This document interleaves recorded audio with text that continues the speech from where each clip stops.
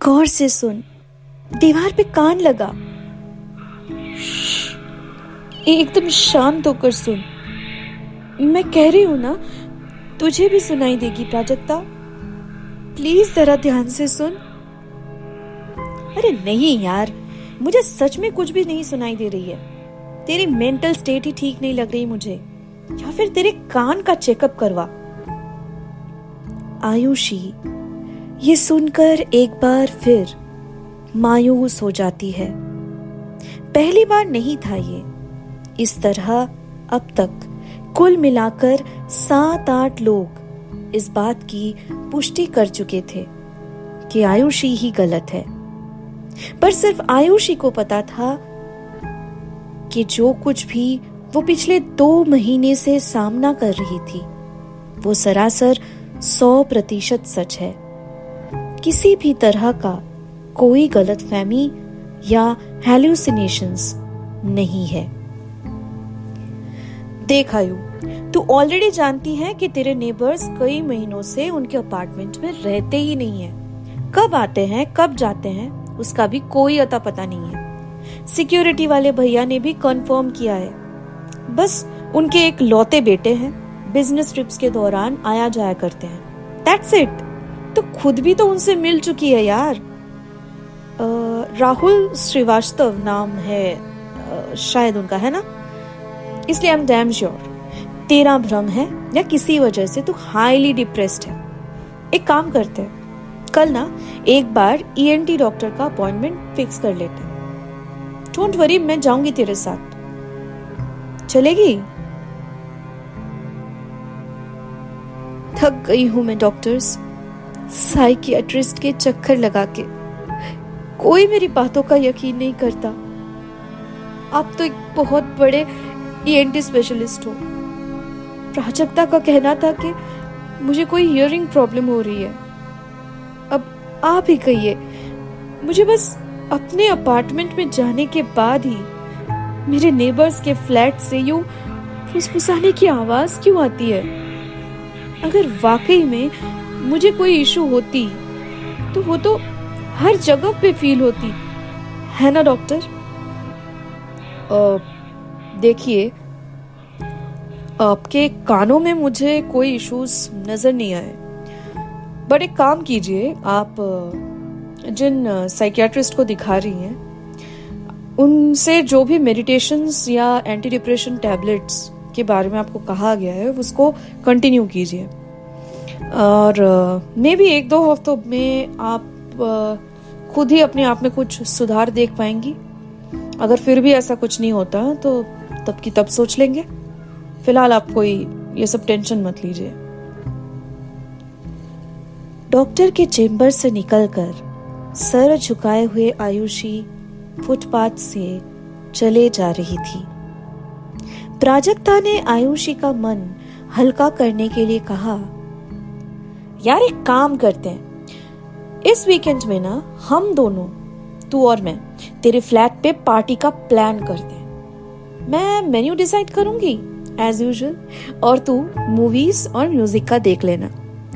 चल अब तो मुस्कुरा दे यार।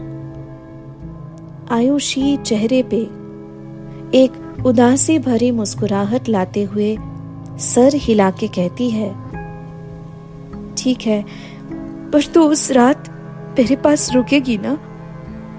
बहाना करके भाग तो नहीं जाएगी?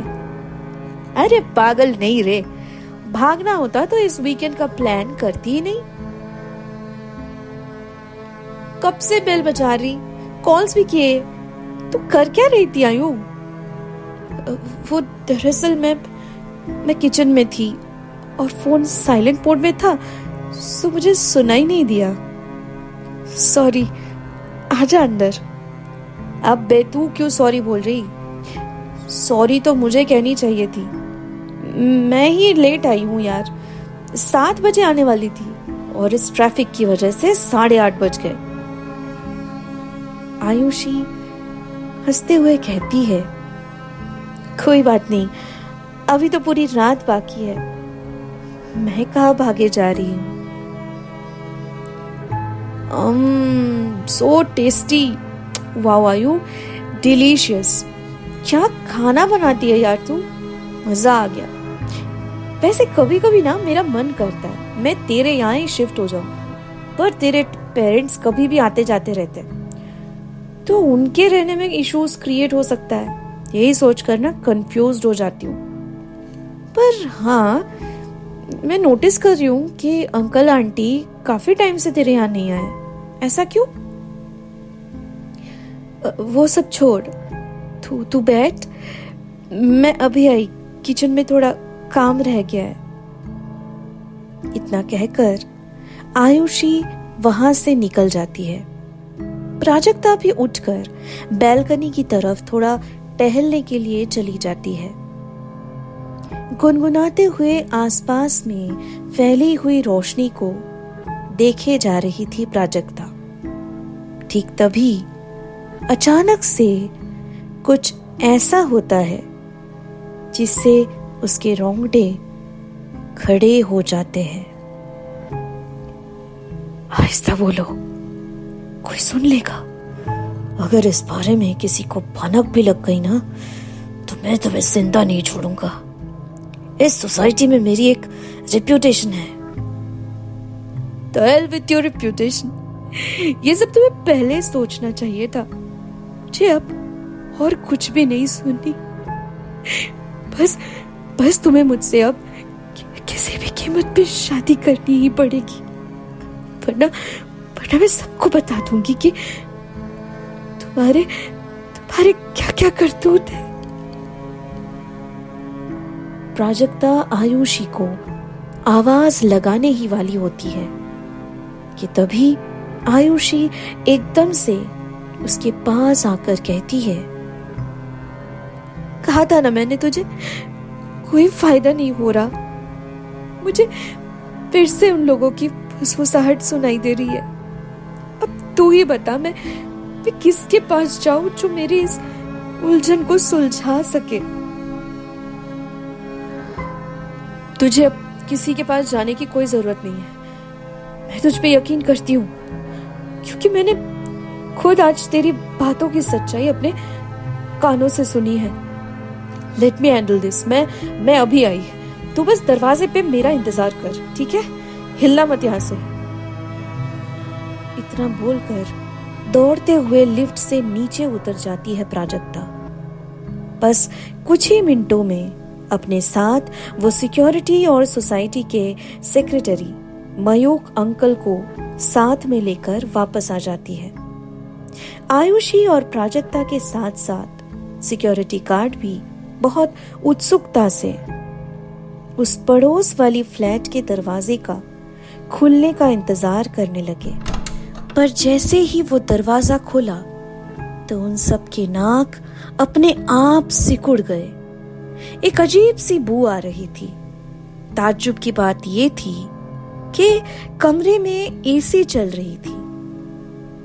ये स्मेल कैसी है अंकल? प्राजक्ता के कहने पर मयूक जी बोले, यहां तो कुछ समझ नहीं आ रहा।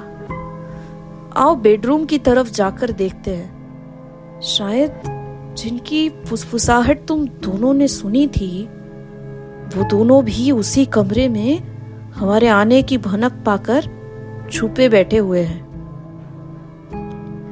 दबे पांव वो चारों बेडरूम के आगे आकर जैसे ही खड़े होते हैं तो उनके पैरों तले मानो जमीन खिसक जाती है। उनकी आंखों को यकीन ही नहीं हो रहा था कि ऐसा कोई नजारा वो वाकई में देख रहे थे। बिस्तर के ठीक बीचों बीच एक कंकाल पड़ी हुई थी। इसके अलावा एक और चीज उन सबकी नजरों में खटक रही थी और वो था उस कंकाल के हाथों में पकड़ी हुई एक ब्रेसलेट। ये तो राहुल की ब्रेसलेट है जो मैंने ही उसे गिफ्ट की थी उसके लास्ट बर्थडे पे। पर ये कंकाल तो किसी लड़की का लग रहा। प्राजक्ता बेटा, तुम ठीक हो? क्या हुआ? तुम डरो नहीं, मैं पुलिस को खबर करता हूँ। अच्छा हुआ आयुषी और तुमने आज मुझे बुला लिया, वरना ये सब कभी किसी को पता ही नहीं चलता। तभी मैं सोचूं, राहुल और उसके पेरेंट्स पिछले 2 महीने से मेरा कॉल क्यों नहीं उठा रहे। आगे भी मयूख जी काफी कुछ बोले जा रहे थे, पर प्राजक्ता और उस सिक्योरिटी गार्ड की नजरें उस वक्त तक फटी की फटी ही रह गई थी, क्योंकि उस कंकाल के पहनावे को वो बखूबी पहचान पा रहे थे और उन्हें ये साफ साफ समझ आ चुका था कि ये कंकाल दरअसल किसकी है। वो दोनों ही कांपते हुए अनजाने में एक साथ दरवाजे पे खड़ी हुई आयुषी की तरफ नजरें घुमाते हैं।